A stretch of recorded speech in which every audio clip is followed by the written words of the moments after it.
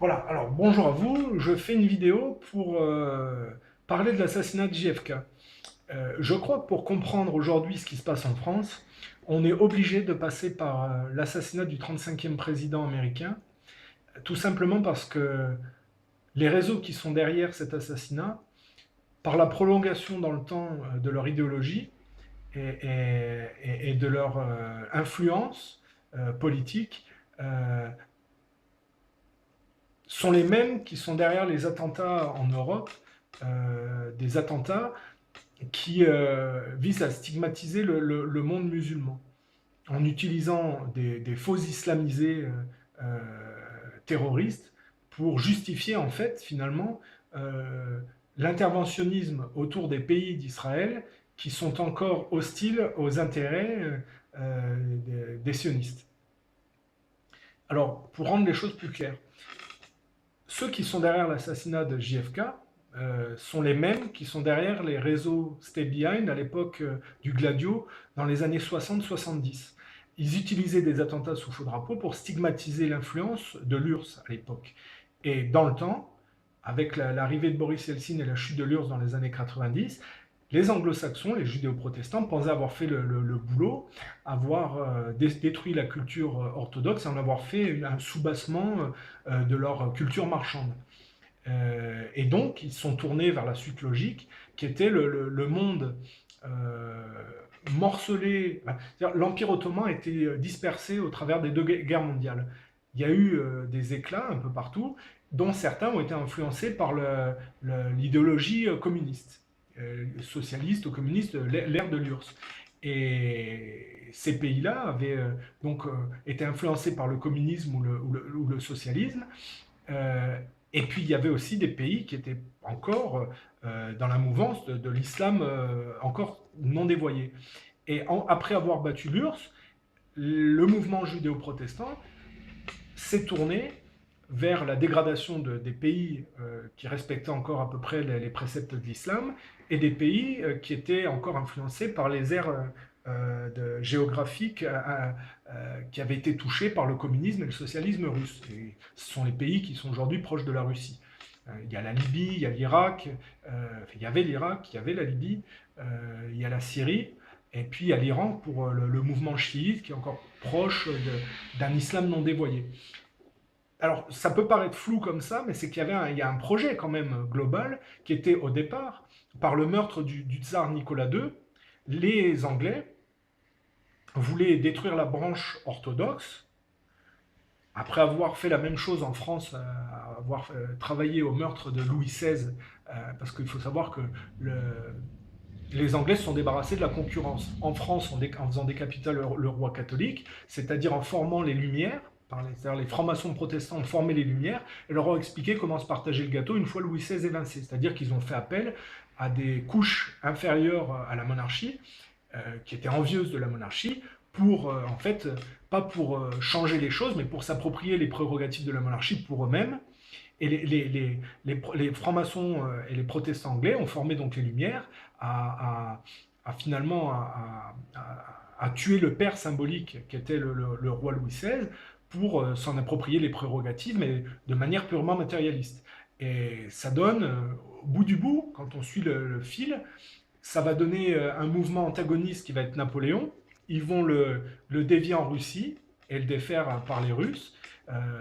Parce qu'une fois que Napoléon a perdu en Russie, il ne pouvait plus faire grand-chose. Donc ils gagnent à Waterloo, les Anglais, mais la véritable bataille a été perdue quand Napoléon a fait l'erreur de tomber dans le panneau de la Russie, hein, et que les Anglais avaient mis en place. Les Anglais ont ensuite détruit l'émanation, c'est-à-dire l'héritage de la Révolution française, c'est-à-dire le socialisme, c'est-à-dire les acquis sociaux hérités d'un mouvement qui, même si c'est le meurtre du père, donne une impulsion émancipatrice, mais qui, dans le temps, est confiné à une gestion morbide de patrimoine. Ça donne, dans le bout du bout, le Parti socialiste qui fait la promotion du godemiché dans les écoles primaires. Le bout du bout du meurtre de Louis XVI, c'était le but. Le but, c'était d'établir un monde, un soubassement du monde marchand protestant anglais. Et ça donne, bah, on voit après le maire gay Delanoë, socialiste de Paris, succède Anne Hidalgo, socialiste, qui va inaugurer un marché aux fleurs dans le centre de la capitale au nom de la reine d'Angleterre actuelle, sous les applaudissements de Vive la reine. Le but de la Révolution française, c'était d'arriver à ça. C'était de remplacer un monde marchand catholique par un monde marchand protestant, c'est-à-dire plus superficiel. Mais mieux organisé, alors que les Français ont toujours été... C'est-à-dire que les Anglais ont toujours été plus superficiels que les Français, mais beaucoup mieux organisés, et beaucoup plus méthodique, alors que les Français qui étaient plus émancipés ont toujours été bordéliques et finalement se sont toujours fait entuber. Hein. Au final, c'est ça. Je discutais avec un Américain une fois, il m'a dit la démocratie, c'est quelque chose qui se mérite. Et effectivement, quand on n'a pas le, quand on n'a pas le, quand on ne fait pas ce qu'il faut pour rester dans quelque chose de droit, eh bien on se fait aspirer par des gens qui sont peut-être plus superficiels, mais mieux organisés. Et ils ont fait le même coup donc avec les Russes, c'est-à-dire la branche orthodoxe. Ils ont fomenté la révolution bolchevique en passant, mais c'est comme toujours, hein, en passant par la Croix-Rouge, en finançant la révolution, en passant par la Croix-Rouge. Ils font la même chose aujourd'hui en Syrie, en Ukraine, ils ont fait exactement la même chose. Euh, Ils ont mis des intellectuels juifs qui ont travaillé, en étant au sein de l'appareil d'État, à détruire la culture orthodoxe, à tel point qu'ils s'en sont vantés quand ils sont après, parce qu'entre-temps Israël a grossi, hein, sur le but, c'est qu'il y a un plan qui part d'Angleterre, à partir du moment où Rothschild s'accapare l'économie anglaise.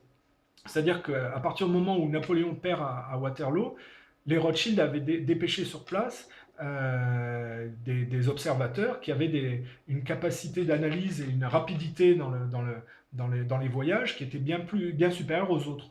Donc Rothschild a été averti en avance de la défaite de Napoléon, il a fait croire aux Anglais que Napoléon avait gagné, il a vendu tous ses titres et ses actions, et tous les Anglais ont fait comme lui. Et du coup, il a tout racheté pour une bouchée de pain, il s'est accaparé l'économie anglaise.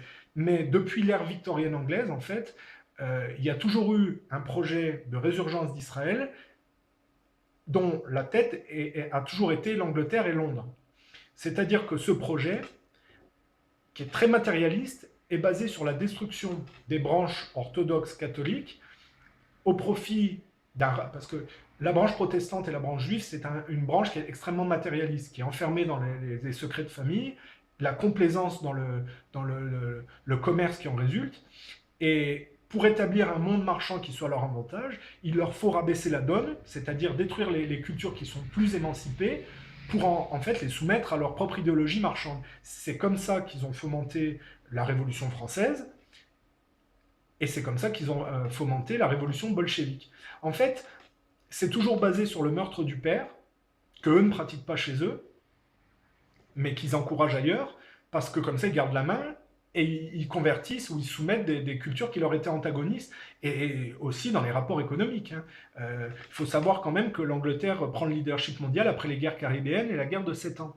C'est qu'il y a un suivi. Après la guerre caribéenne, la guerre de 7 ans, il y a la Révolution française, et puis on arrive, si on prend le suivi, au Parti socialiste aujourd'hui. J'expliquerai tout à l'heure pourquoi les socialistes se comportent comme ça. C'est parce que ce ne sont pas les représentants du peuple français, mais c'est des gens qui ont été débauchés pour des intérêts extérieurs. J'expliquerai comment c'est arrivé après, et c'est là qu'on voit qu'on est obligé de passer par le meurtre de JFK pour comprendre la société actuelle. Donc je reviendrai là-dessus après. Je continue avec les bolcheviks. Donc, si vous lisez le livre Le secret derrière le communisme de David Duke, qui est un livre qui est très intéressant à ce niveau-là, vous vous rendez compte qu'il y a véritablement des intellectuels juifs qui ont pensé la destruction de la culture orthodoxe, et David Duke explique dans son livre qu'ils sont allés ensuite s'en vanter en Israël. Donc c'est pas farfelu, c'est des choses qui sont traçables. Et une fois qu'ils ont mis le bolchevisme en place, ils ont combattu à mort le communisme pour faire de la Russie un soubassement marchand. Ils pensaient que ça avait été réussi avec la chute de l'URSS et de Boris Yeltsin, et une fois qu'ils ont réussi qu'ils croyaient avoir réussi leur forfait, ils se sont tournés vers l'islam. Et les pays qui étaient les éclats de l'Empire ottoman et qui avaient été influencés par l'URSS et la Russie actuelle. Donc ils ont détruit la Libye, ils ont détruit l'Irak et tous ces pays en fait qui étaient hostiles à Israël, hein, finalement, qui étaient laïcs, socialistes, Et ils se sont servis de la guerre aux terroristes, c'est-à-dire du financement de faux terroristes, c'est-à-dire des islamistes sionisés finalement, type Arabie Saoudite, Qatar, Koweït, Émirats Arabes Unis, tous ces pays-là qui ont été mis en place par les anglo-saxons pour des raisons de pétrole. Hein, les Saouds ont été choisis pour les Américains pour des raisons de pétrole. Les Arabes qui pensent que l'islam c'est l'Arabie Saoudite n'ont rien compris. L'Arabie Saoudite, au départ, les clans, c'était des clans. Les Saouds étaient un des clans et les Américains ont misé sur ce clan et ils ont créé donc un pays qui est totalement dédié au pétrole, si vous voulez, à tel point que l'Arabie Saoudite aujourd'hui est un pays, ils sont encore plus riches que les Américains pratiquement, hein, proportionnellement. Et d'ailleurs, ça ennuie aussi un peu les Américains de voir les Saouds à ce point riches, mais c'est pas du tout l'islam. L'islam véritable se trouve plus dans l'Iran chiite aujourd'hui que dans l'Arabie Saoudite. Tout ça, c'est des pays, le Koweït, le Qatar, tout ça, c'est des pays qui ont été mis en place par les anglo-saxons pour les anglo-saxons. Et donc, après la destruction du communisme, ils se sont tournés vers les pays arabes qui étaient proches de l'islam pur, ou qui étaient encore dans les sphères d'influence de l'ancienne URSS et de la Russie actuelle. Donc ça explique tous les plans de destruction, et ils l'ont justifié par un faux terrorisme qu'ils ont totalement mis sur pied. Et aujourd'hui, vous ne pouvez comprendre les attentats terroristes en France et en Belgique que si vous comprenez que les réseaux Stébien des années 60-70 dédiés à la destruction, enfin à stigmatiser l'URSS par des attentats sous fond de drapeau, ont été réaffiliés à la stigmatisation des pays musulmans en utilisant des attentats sous faux drapeau. Et donc on est obligé, pour comprendre ça, de passer par le meurtre de JFK. Parce que le meurtre de JFK, en fait, c'est un coup d'État qui s'est passé à cette époque-là, où la branche catholique irlandaise, qui a toujours été victime de la haine protestante extrémiste sioniste, hein, c'est déjà à l'époque de Cromwell, c'était le cas, il y a toujours eu un antagonisme. Et dans le plan mondialiste, en fait, la branche catholique irlandaise était pas extrêmement vertueuse, mais elle était beaucoup plus émancipée, beaucoup plus droite. Et Kennedy est arrivé, il a fait des erreurs, et il s'est rendu compte qu'il était engagé dans un processus qui était néfaste et dégradant. Hein, je rappelle que le colonialisme de l'ère victorienne, en fait, ça donne le néocolonialisme américain. C'est la déportation par le jeu des migrations de la même idéologie qui part d'Angleterre et qui se retrouve réappropriée par les Américains. Mais en fait, derrière la politique étrangère des Américains, il y a toujours les Anglais et les Juifs sionistes, c'est-à-dire les élites protestantes anglaises, les Windsor, et les Rothschild. Ils ont toujours eu la main mise sur la politique étrangère américaine de manière subtile, parce que pour ça, il faut connaître la culture nordique et la civilisation anglo-saxonne. C'est-à-dire que, en fait, les barbares et les vikings ont toujours utilisé leurs dracars pour partir à l'aventure et coloniser des endroits. Ça part de Norvège, ça va en Angleterre et ça va aux États-Unis. Mais celui qui envoie l'autre dans la nature a toujours la main mise sur celui qui est envoyé à l'extérieur. De fait, les Anglais ont toujours eu la main mise sur les Américains de manière culturelle et historique. Et après la Première Guerre mondiale et la Deuxième Guerre mondiale, en fait, il y a eu une connivence des intérêts de la couronne britannique qui a été infiltrée dans les organes décisionnels du gouvernement américain. Après la Seconde Guerre mondiale, les Anglais se sont servis de ces réseaux qui ont été mis en place dans des circonstances spéciales, c'est-à-dire les guerres mondiales, pour alimenter leur réseau et avoir une mainmise sur les décisions intérieures et extérieures américaines. C'est ce qui explique que les Américains sont toujours coltinés, en fait, le colonialisme de l'ère victorienne, qui a donné le néocolonialisme, c'est-à-dire la déportation de ses problèmes à l'extérieur plutôt que de travailler à réussir son économie chez soi. Et ça donne ce que je disais à l'époque de la victorienne, la guerre de l'opium, c'est-à-dire obliger les Chinois à se droguer sous la contrainte militaire. Mais en fait, c'est ça aujourd'hui. Ça n'a pas changé, c'est juste que c'est le néocolonialisme américain qui s'en occupe, les Anglais ayant perdu le leadership suite aux Premières et Deuxième Guerres mondiales. En fait, on peut comprendre l'histoire par la propension à préférer déporter ses problèmes ailleurs plutôt que de travailler à les résoudre chez soi. Les monarchies catholiques espagnoles et françaises ont péché par la colonisation des Amériques. Mais ça n'a pas échappé aux prédateurs, aux pirates en protestants, qui se sont réappropriés progressivement les possessions catholiques françaises et espagnoles. On le voit par la guerre caribéenne et la découverte par Francis Drake, qui était un pirate du XVIe siècle sous la monarchie protestante de la reine Élisabeth I, qui découvre la Californie, la nomme la Nouvelle-Albion, et qui va travailler par la piraterie à détruire les possessions et à les accaparer de la monarchie catholique espagnole et française. Ça donne d'ailleurs aujourd'hui les paradis artificiels dans les îles Caïmans. Au départ, on voit que Christophe Colomb découvre les îles Las Tortugas, il va appeler ça, et ça va être approprié par les Anglais, ça va devenir les îles Caïmans. Et ça va être un refuge de corsaires, de truands, de voleurs, d'esclavagistes qui vont planquer leur argent. Et ça n'a pas changé aujourd'hui. C'est la même chose. C'est-à-dire que la culture juive sioniste et la culture protestante sioniste ont toujours vécu sur la rapine et la dégradation de ce que produisaient les cultures catholiques, orthodoxes, européennes et russes. En fait, ils n'ont jamais produit eux-mêmes de véritable économie, mais ils ont toujours pillé en fait l'héritage culturel européen. Et quand on voit aujourd'hui Hollywood, ça fait partie. Quand on connaît en fait la manière dont Francis Drake et l'Angleterre a découvert la Californie et progressivement comment les choses ont tourné avec les paradis artificiels qui aujourd'hui n'ont pas changé, c'est juste plus sophistiqué. Les pirates d'hier sont devenus des banquiers finalement. Vous remarquerez que on voit la franchise Pirates des Caraïbes, mais c'est la continuité. Aujourd'hui, Johnny Depp et Madonna, par le fait que les agences de notation dégradent la note de la Grèce, peuvent s'acheter des îles en Grèce.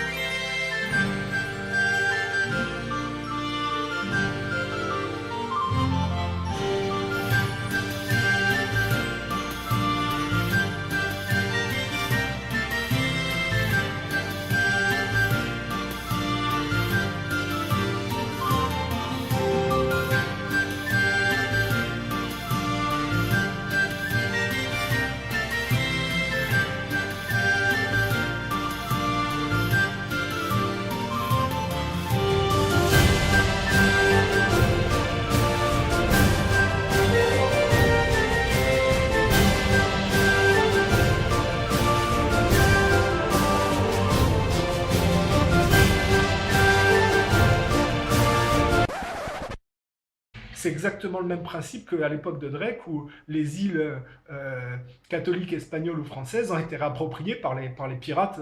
C'est exactement la même chose. Et Hollywood est en fait dédié complètement à, au- à la mentalité anglo-saxonne qui est de provoquer des crises pour s'approprier des ressources que eux ils ont épuisées chez eux, mais qui ne sont pas capables de produire. Euh, c'est d'une manière récurrente que les Anglais ont toujours maquillé leurs erreurs de déportation et les crises que ça a provoquées par des guerres de masse. La crise de 29, ça va engendrer le fait qu'en 36, par les mêmes agences de notation dégradent la note de la Grèce, et c'est un processus qui va mener à la Seconde Guerre mondiale, mais exactement comme le colonialisme anglais de l'ère victorienne va aboutir à une gabegie économique dont il va falloir faire payer le coup à quelqu'un. Comme par hasard, les Allemands s'étaient aussi engagés dans le colonialisme, mais moins, donc on les a fait payer. C'est ça la Première Guerre mondiale, c'est le fait de maquiller une crise économique par les erreurs de déportation que le colonialisme induit à ceux qui étaient le moins impliqués, c'est-à-dire les Allemands. Et l'humiliation de la Première Guerre mondiale, c'est-à-dire 14-18, c'est-à-dire à humilier un peuple allemand en fait, qui n'a jamais eu de balles tirées sur leur territoire. La Première Guerre mondiale, ça s'est passé exclusivement à l'extérieur du territoire allemand, et c'est pourtant les Allemands qui ont été humiliés à la fin de cette guerre. Et ça va donner le sursaut nationaliste hitlérien. Si on n'avait pas humilié les Allemands en 14-18, il n'y aurait peut-être pas eu Hitler. Et s'il n'y avait pas eu la crise de 29, les Américains n'auraient peut-être pas financé Hitler pour avoir une excuse à aller détruire le plus de communistes possible et à intervenir une fois que les Russes ont fait le boulot au prix de 27 millions de morts et se réapproprier le gâteau in extremis. Il faut rappeler que les Américains sont intervenus en juin 1944, une fois que les Russes avaient gagné la guerre sur le front. Ils sont intervenus uniquement pour ne pas laisser les Russes récupérer le gâteau.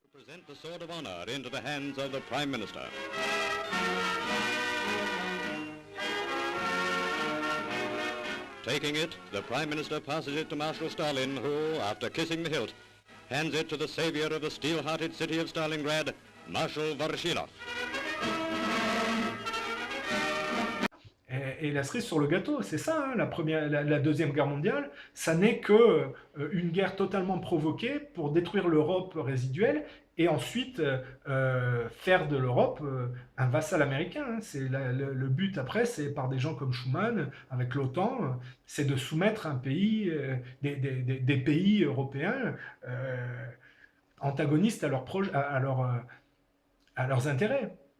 C'est ça, hein, c'est comme ça qu'il faut voir les choses.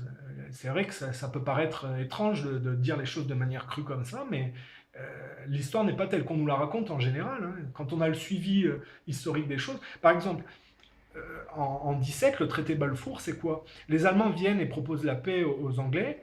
Les banquiers juifs américains arrivent et disent non, vous n'acceptez pas la paix, on fait venir les Américains dans la guerre et vous nous donnez la Palestine en échange. Euh, Ça a coûté des millions de vies hein, pour que les juifs sionistes acquièrent Israël au détriment de la Palestine.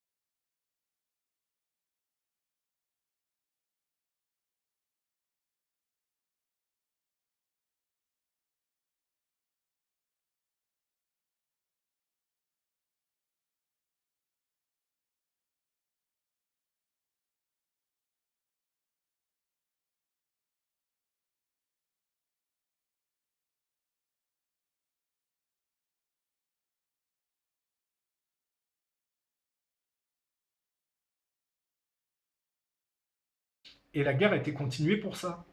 Et on s'aperçoit en fait que l'histoire est une dégradation progressive de courants religieux qui étaient des tentatives d'émancipation pour un retour à l'archaïsme dont ils étaient censés s'extraire, c'est-à-dire le judaïsme finalement. Le christianisme, c'est une tentative d'émancipation qui arrive en contradiction avec le judaïsme. Or, cette tentative finalement, elle échoue dans le temps. Les branches catholiques, les branches chrétiennes vont se séparer, catholiques, orthodoxes, et le protestantisme, qui est encore une autre séparation des branches chrétiennes, va ramener en fait par son idéologie paganiste nordique défaitiste sous-jacente, le tout sous la coupe du judaïsme. C'est comme ça qu'on comprend l'histoire et qu'on comprend les mouvements et les dynamiques, si vous voulez. Parce que je reviendrai à l'assassinat de Kennedy, je n'ai pas oublié, mais je suis obligé de passer aussi par la compréhension de ce qu'il y a derrière. La culture nordique a toujours été, avant de venir au courant religieux chrétien, il faut comprendre que c'était le paganisme qui dominait. Alors vous avez le paganisme grec, c'est-à-dire la mythologie grecque, qui est positive, avec le mythe de Chronos, où Chronos s'émancipe de son père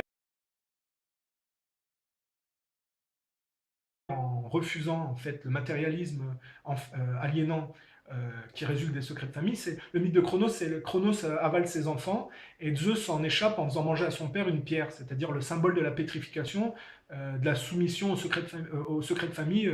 C'est-à-dire il y a un conflit intergénérationnel entre les nouvelles et les anciennes générations. Les anciennes générations qui sont en constat d'échec se défaussent de leur échec émancipatif sur les nouvelles. Si les nouvelles n'arrivent pas à s'émanciper, elles sont pétrifiées, c'est-à-dire le monde du travail aliénant et les pathologies afférentes, c'est-à-dire la somatisation d'un travail ingrat subi.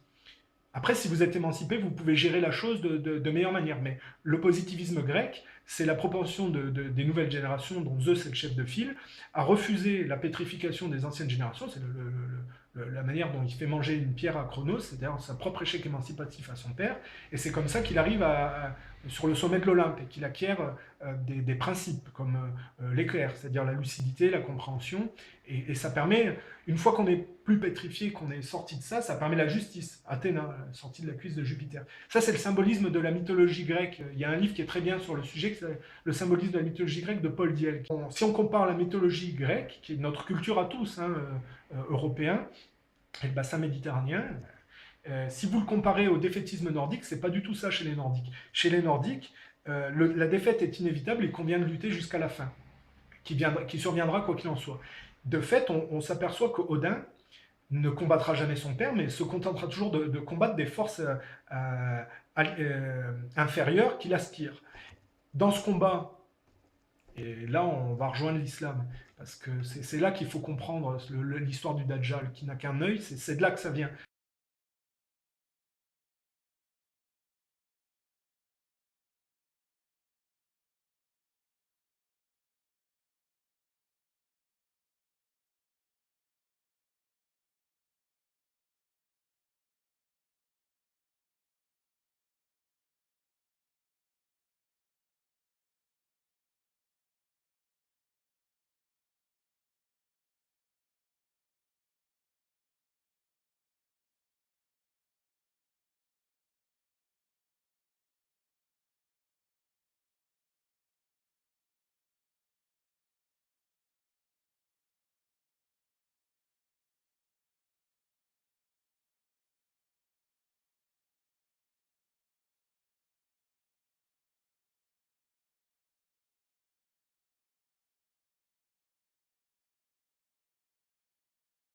C'est-à-dire que Odin va troquer un œil, c'est-à-dire la technologie finalement, dans sa lutte contre les forces inférieures, il va troquer un œil en échange de la science.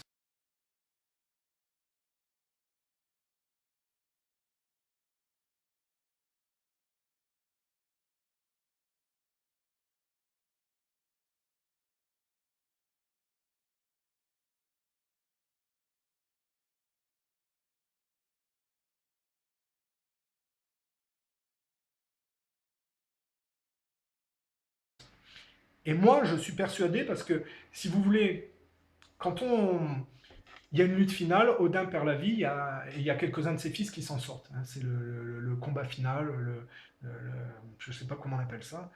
Il y a un nom spécial, je l'ai pas là en tête, vous retrouverez, c'est très facile. Il faut savoir que l'islam naît au 7e siècle. La mythologie grecque a été réappropriée par l'Empire romain, qui a romanisé Zeus est devenu Jupiter. Voilà. Mais ça a été le positivisme grec qui a été réapproprié par l'Empire romain, était un socle qui a permis l'établissement et la venue du Christ, c'est-à-dire de principes par le monothéisme ordonnateur. Et un principe qui permet de s'extraire de la prédation des secrets de famille, et dont le judaïsme, lui, ne, remet jamais en cause le viol du père et de la mère, mais accepte l'enfermement dans les secrets de famille et la complaisance dans les secrets de famille et dans le commerce qui en résulte.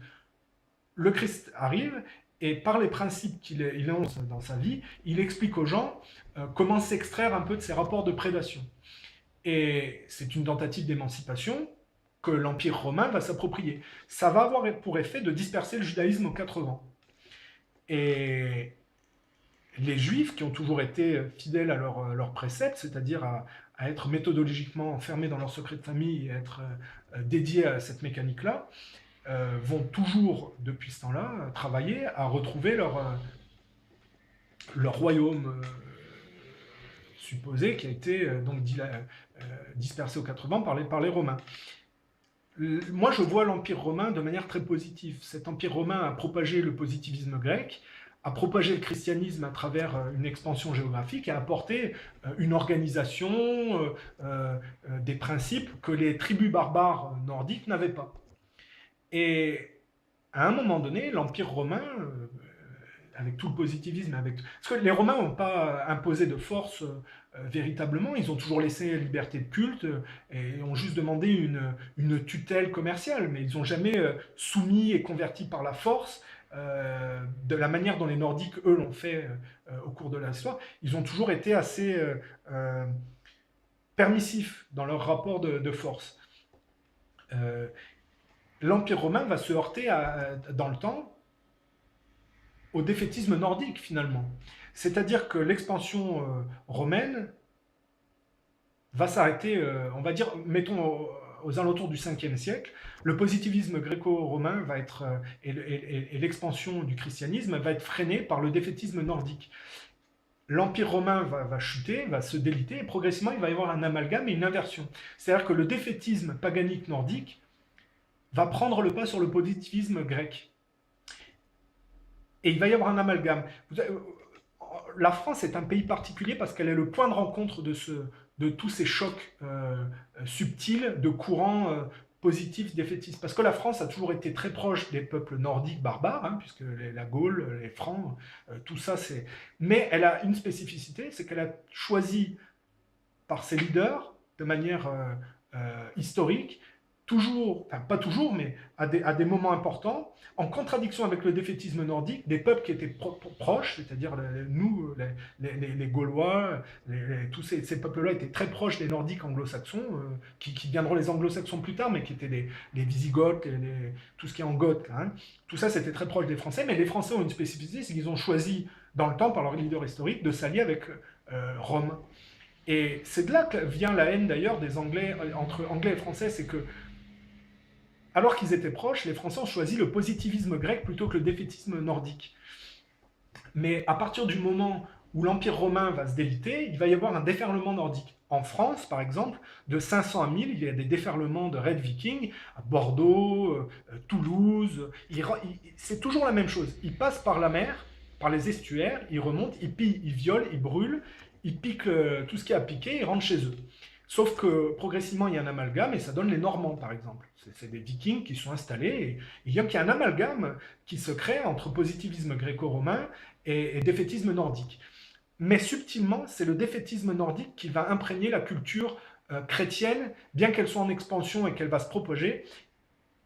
Les cultures nordiques et l'amalgame qu'il y a au sein de la culture européenne va imprégner le fond de la mentalité.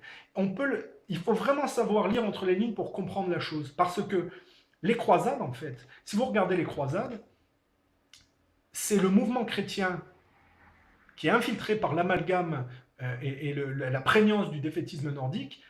Vous retrouvez dans les croisades cette propension à maquiller une crise économique par le fait d'aller déferler sur des cultures en contrebas pour les piller et s'approprier leurs richesses. Parce que c'est ça, en fait, les croisades. Et 500, c'est la chute de l'Empire romain.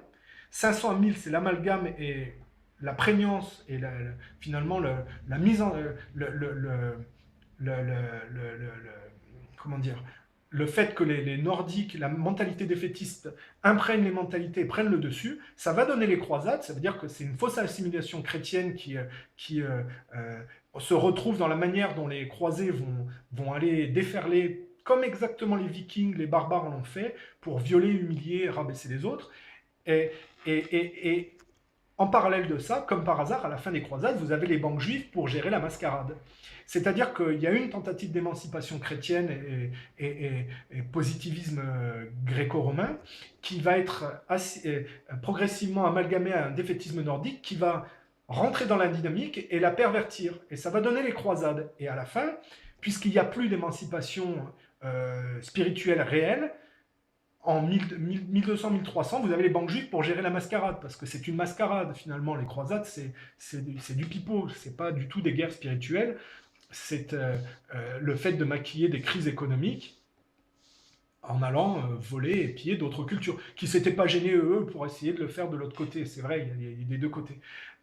Et donc, 500 chutes dans l'Empire romain, 1000 les croisades, 1300, c'est entre les deux, c'est les banques juives, et de tranches de 500 ans, vous arrivez au protestantisme. Finalement, le défaitisme nordique va imprégner la culture chrétienne et ça va donner le protestantisme. La branche catholique orthodoxe, déjà avec la scission des deux branches chrétiennes en l'an 1000, c'est ce qui va... vous allez avoir d'un côté les catholiques avec Rome, et puis ça va se déporter de plus en plus jusqu'à aller du côté orthodoxe là-bas. Et puis, en 500, vous avez la branche catholique qui va donner autre chose avec le protestantisme. Et la branche protestante, là on arrive en 500, c'est-à-dire on arrive proche de l'époque de Drake, de Cromwell, où vous allez avoir le paganisme nordique qui va totalement travailler à détruire les cultures catholiques résiduelles, orthodoxes, d'abord catholiques espagnoles et françaises, puis après orthodoxes dans le temps. Et vous ne pouvez comprendre que l'histoire des branches humaines qu'en comprenant que le paganisme nordique va prendre le pas sur le positivisme grec. C'est-à-dire qu'à l'échelle collective, c'est un constat d'échec dans la tentative d'émancipation qui va ramener les gens à un monde finalement marchand. Et le protestantisme, d'ailleurs, c'est le dévoiement par l'écriture des écrits et des traditions orales catholiques pour que les gens ne comprennent pas vraiment. Et ça va permettre, non pas... Parce que le protestantisme a pris prétexte de la nullité de l'Église catholique à ne pas tenir son rang, c'est-à-dire à faire le commerce des indulgences, c'est-à-dire la rémission des péchés qu'on fait payer. C'est vrai que c'est nul. Et cette nullité de l'Église romaine à pas tenir ses préceptes moraux, ça va être le prétexte non pas à une amélioration, mais à se dédier complètement à un monde marchand. C'est-à-dire que l'idée c'est, puisque les gens d'église sont des hypocrites, pourquoi faire semblant, autant faire complet. Mais ils ne l'ont pas présenté comme ça. Eux, ils se sont présentés, les protestants, la réforme, ce genre et sola scriptura, tout ça, ça s'est présenté comme la volonté d'un christianisme plus sain. La réalité, c'était une excuse toute trouvée pour enlever les prérogatives de l'église catholique et donner ce pouvoir à des familles marchandes, complètement matérialistes. Et c'est pour ça qu'on comprend après que le protestantisme a travaillé à détruire la monarchie catholique française et puis le mouvement orthodoxe. Et alors, pourquoi, je vais te parler du Dajjal, pourquoi le prophète Mahomet identifie le Dajjal au 7e siècle? Parce que à cette époque-là, tout se passait par les traditions orales. Rappelez-vous, je vous dis, l'Empire romain chute en 500. Or, l'islam naît en fin 600, début 700. Donc le prophète Mahomet voit cet empire, enfin c'est pas cet empire, voit l'empire romain s'effondrer et le déferlement des barbares nordiques. Or, les traditions orales parlaient d'Odin et du mythe d'Odin. Et il n'est pas impossible que le prophète Mahomet ait identifié le Dajjal comme Odin, finalement, la culture nordique.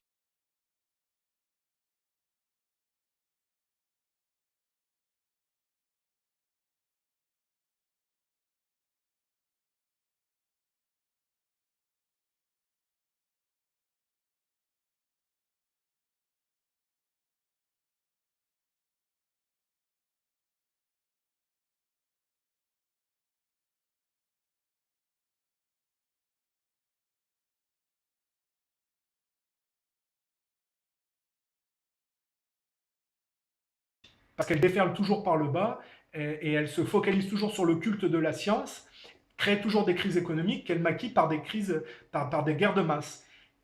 Et pourquoi Mahomet n'aurait-il pas identifié le Dajjal en observant et en ayant entendu par la tradition orale il avait parfaitement, probablement identifié ce qu'était la culture, la mythologie nordique défaitiste. C'est peut-être de là que vient le Dajjal, en fait, finalement.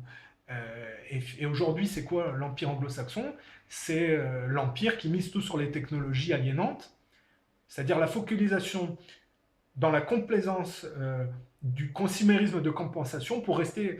Comme ils n'arrivent pas à s'émanciper de l'élite, c'est ça le défaitisme nordique et la défaite d'Odin, ils se compensent par la science, le culte de la science et des technologies qui créent des crises économiques, qui maquillent toujours par des guerres de masse, et en compensation de leur soumission aux anciennes générations et aux élites, finalement, ils veulent pouvoir consommer par substitution. Donc ils cultent de la science, et ça va donner, une fois que les empires catholiques français et espagnols seront battus par la guerre caribéenne et la guerre de 7 ans, l'imposition d'un monde colonialiste marchand dédié à la résurgence d'Israël, c'est-à-dire un monde complètement matérialiste, qui va toujours travailler à la dégradation des autres branches et à la réappropriation de leur héritage, finalement. Et quand vous avez compris la civilisation nordique et son parcours, vous comprenez un peu mieux notre histoire, finalement. Et donc j'en reviens à l'assassinat de Kennedy. Kennedy, lui, c'est la branche catholique irlandaise qui a été décimée sous l'époque de Cromwell et qui se retrouve par le jeu des migrations en conflit avec la branche raciste américaine liée au projet du Grand Israël, et que représente son vice-président, Lyndon Johnson, et le milliardaire Hunt, qui était l'homme le plus riche de la planète à cette époque-là, hein, et qui s'est rendu célèbre par le fait d'avoir manipulé les cours de l'argent. Il s'est fait choper d'ailleurs. Et c'est très intéressant, vous allez voir comme tout se recoupe. C'est-à-dire que Kennedy donc, veut arrêter la guerre froide après s'être rendu compte que c'était une erreur, et il était aussi pour l'émancipation des Noirs. Alors ça, je ne vous l'ai pas expliqué, mais à l'époque de Drake, les Anglais faisaient à l'époque d'Élisabeth Ier, Francis Drake et son cousin étaient les pionniers de la traite négrière. Non seulement ils découvrent la Californie, ils vont détruire la Massilia Armada, vont travailler à détruire les monarchies catholiques et espagnoles, mais en plus, il y a toujours ce courant sioniste anglais lié au commerce d'esclaves et à la piraterie. Et ça, c'est vraiment... ça remonte à l'époque des Vikings, avec les raids Vikings, ça n'a jamais changé. Si vous ne comprenez pas ça, vous ne comprenez pas l'empire anglo-saxon. Et progressivement, leur matérialisme a donné les prérogatives, finalement, au peuple juif, qui a toujours profité des erreurs des branches catholiques, orthodoxes, protestantes, à son propre intérêt. C'est-à-dire qu'ils ont toujours mené par le bout du nez ces branches-là qui ont toujours choisi finalement le mauvais côté. La reine Victoria, son conseiller, c'était d'Israéli. Et il a toujours incité la reine Victoria à aller se déporter ailleurs et impératrice plutôt que reine d'Angleterre, vous voyez. Parce qu'il savait parfaitement que c'était bon pour la résurgence d'Israël. Plus les gens se déportent pour des intérêts privés de court terme avec l'argent et l'héritage collectif, plus vous dégradez les cultures religieuses résiduelles, et donc plus vous travaillez à un rabaissement matérialiste collectif qui permet au judaïsme de ressurgir. C'est comme ça que ça fonctionne. Le colonialisme est intimement lié à la résurgence d'Israël. Et donc la branche défaitiste protestante extrémiste anglaise a toujours été liée au sionisme par le biais de l'esclavagisme, à l'époque de Drake déjà, et puis on le voit par l'assassinat de Kennedy, comme il était pour l'émancipation des Noirs et pour l'arrêt de la guerre froide, c'est-à-dire toujours ce projet de dégradation, il s'est heurté à la branche protestante extrémiste raciste américaine. Lyndon Johnson et le milliardaire Hunt. Et donc, ce qui ennuyait les protestants sionistes, que ce soit les Anglais et leurs cousins américains, hein, petit aparté, le Bush le fils, c'est le cousin de la reine d'Angleterre. La filiation est toujours la même. Et le père Bush est impliqué dans l'assassinat de Kennedy, on va le voir aussi. Ce qui ennuyait les racistes américains, c'est que Kennedy était pour l'émancipation des Noirs, alors qu'eux, ils avaient un passé esclavagiste prononcé, c'est les sudistes, hein, tabac, coton, armes à feu et traite négrière. Et quand Kennedy, en fait, dit on va arrêter la guerre du Vietnam et puis on va permettre aux Noirs de s'émanciper, c'est toute la martingale du mouvement raciste qui était basé sur les guerres de déportation dégradantes. et les profits de court terme que ça leur faisait à l'industrie de l'armement et à toutes les pathologies afférentes, hein, parce que plus vous êtes en constat d'échec, plus vous vous droguez aussi, plus vous... vous voyez, c'est toujours la même chose. Et donc, ils assassinent Kennedy et ils font un coup d'État. C'est un coup d'État puisque Kennedy allait être élu. Ça veut dire que les aspirations globales des Américains, c'était d'aller vers la tendance Kennedy. Donc ils l'ont assassiné, ils l'ont triché. Et il leur fallait faire deux choses. Couper le mouvement, c'est-à-dire réaligner le pays dans le processus de la guerre froide, c'est-à-dire ils vont se redéporter au Vietnam. Kennedy était contre le nucléaire pour Israël. Évidemment, Lyndon Johnson va ouvrir les robinets d'aide militaire et va couvrir le programme nucléaire israélien, alors que Kennedy était fermement contre. Ils vont se déporter au Vietnam, vont se planter lamentablement, et vont s'enliser au Moyen-Orient. C'est de là qu'on va avoir le couplage or-dollar, qui va devenir dollar-pétrole. Et c'est le début de la dette. Tous les pays européens qui ne l'ont pas vu vont se voir leur or voler, sauf quelques-uns, et notamment la France avec De Gaulle, qui, comme Kennedy, est contre le nucléaire israélien. Et donc, De Gaulle, ils avaient déjà tenté de l'assassiner en 1962 par un certain Cléchot.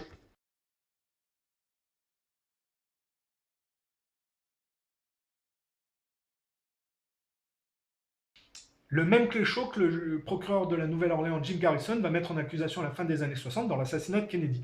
Cléchot, très intéressant. Ce type est issu des cercles de Churchill, c'est un gay, bon, ça c'est une particularité, mais sadomasochiste, lié à l'Amérique raciste.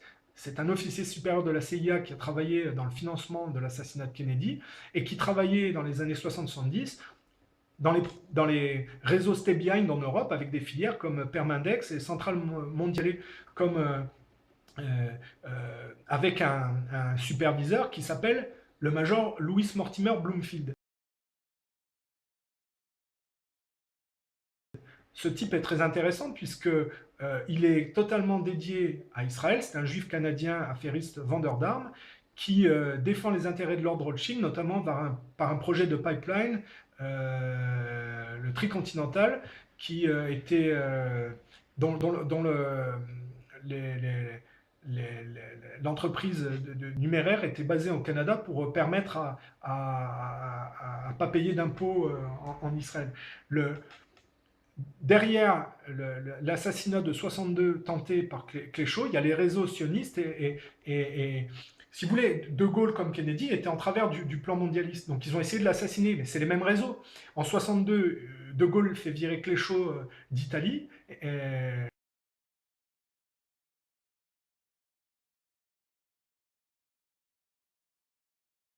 Et on retrouve dans le meurtre de Kennedy le même Cléchot dans le financement de l'assassinat.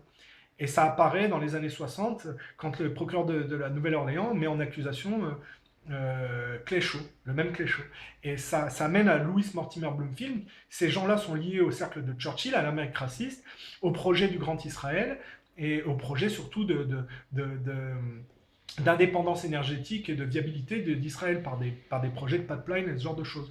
Si vous bloquez la guerre froide, c'est-à-dire la dégradation du mouvement orthodoxe, vous ne permettez pas l'arabaissement matérialiste qui permet la résurgence d'Israël. Donc Kennedy a été assassiné, et ça ne s'arrête pas là parce que De Gaulle, comme ils n'ont pas réussi à l'assassiner en 62, ils vont le virer par une autre manière. Et ils vont le virer par mai 68. En fait, ils vont servir des revendications ouvrières légitimes à cette époque. Et comme pour la révolution bolchevique, l'Ukraine ou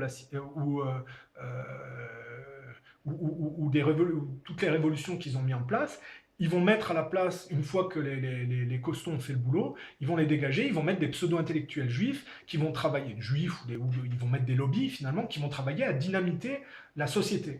Cette génération de mai 68, finalement, elle va former Sarkozy et Hollande à préparer le marché transatlantique. C'est pour ça que je vous disais tout à l'heure que les socialistes ne sont pas du tout dans l'héritage socialiste de la Révolution française, ce sont des gens qui ont été totalement retournés, qui travaillent pour des intérêts extérieurs.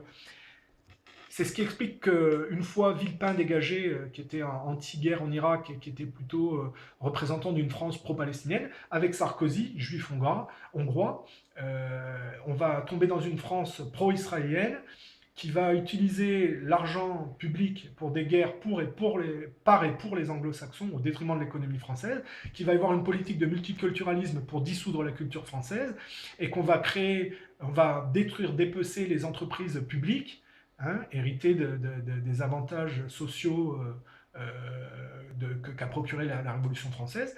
Ça va être détruit au profit des compagnies privées qui vont gonfler les prix artificiellement. Ça arrive avec le fait que les Américains, par leur coup d'État en tuant Kennedy, vont faire la même chose d'une manière un peu plus subtile avec mai 68, qui est une sorte de révolution française du pauvre. Hein. Et ils vont travailler à leurs propres intérêts en demandant à cette génération de mai 68 de préparer le marché transatlantique, et ça passe par la formation de Sarkozy et Hollande qui vont travailler. Donc, parce que l'UMP sous Sarkozy, la continuation socialiste, c'est que les socialistes, c'est que la continuation laxiste du même plan. Ça arrive à faire la promotion du Godemiché dans les écoles primaires. Le but, c'est de débiliser et d'infantiliser ou de superficialiser ou de détruire la culture française pour en faire un soubassement de la culture judéo-protestante.